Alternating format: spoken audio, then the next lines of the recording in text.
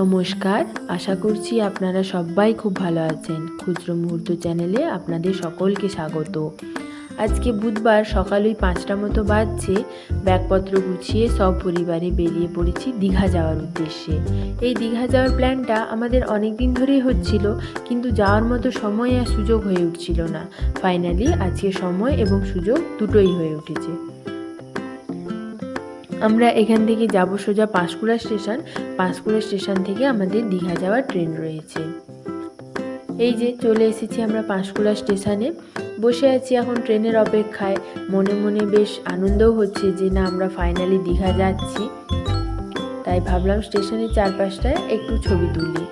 ছবি তুলতে তুলতে হঠাৎ একটা আম গাছ নজরে এলো।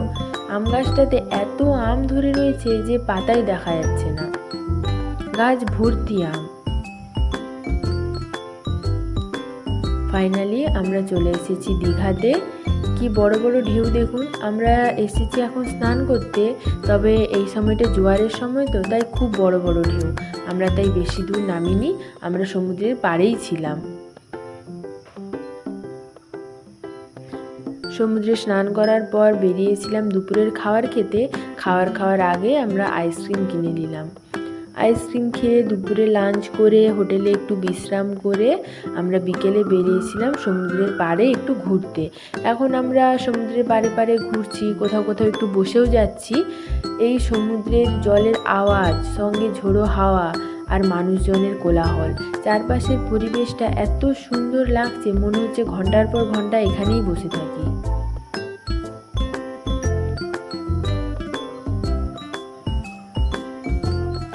দেখছেন কত বড় বড় ঢেউ।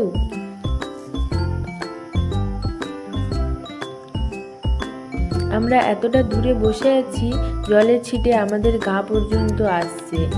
মানে হাওয়ার মাধ্যমে জলের দানা দানাগুলো চারিদিকে ছড়িয়ে পড়ছে। বেশ একটা ঠান্ডা ঠান্ডা পরিবেশ চারদিকে।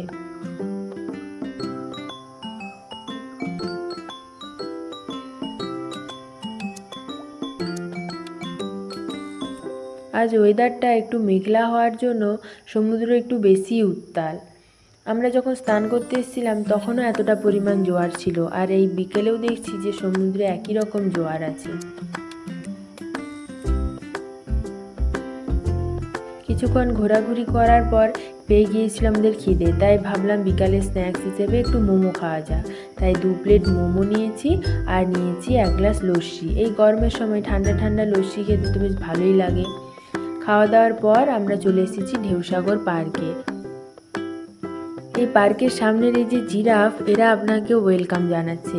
এই জিরাফগুলোকে দেখলেই মন ভালো হয়ে যাবে। কি সুন্দরভাবে তৈরি করা আছে দেখুন স্ট্যাচুটা।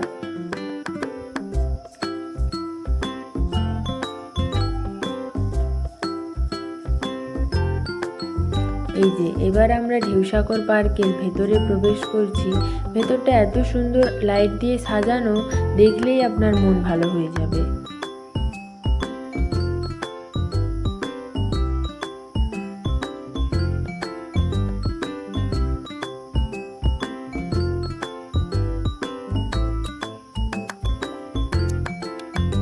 দেখছেন ভেতরে কত সুন্দর লাইট দিয়ে সাজানো আছে।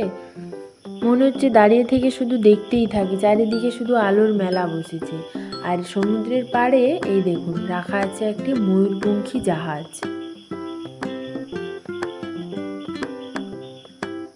এই জাহাজটিকেও ভারী সুন্দর করে সাজিয়েছেন, এটাকেও দেখতে বেশ ভালো লাগছে। আর এই ময়ূরপঙ্খী জাহাজের পাশেই রয়েছে একটি ব্যাঙের ছাতা।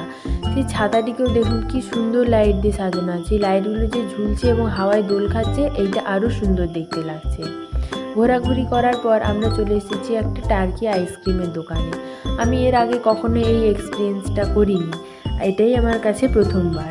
আমি প্রথমটা একটু ভয় পেয়ে নাই করছিলাম, কিন্তু সবাই বলল করতে, তাই সাহস জুগিয়ে গেলাম দোকানের সামনে। তবে বেশ মজা হয়েছিল। এখান থেকে টার্কি আইসক্রিম নেওয়ার পর আমরা চলে গিয়েছিলাম রুমে। কাল সকালে আমরা যাব জগন্নাথ মন্দির দর্শন করতে। যখন জগন্নাথ মন্দির দর্শন করতে যাব তখন আপনাদেরকেও সঙ্গে করে নিয়ে যাব।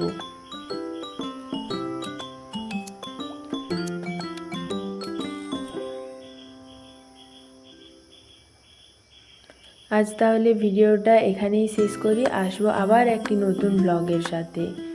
ধন্যবাদ।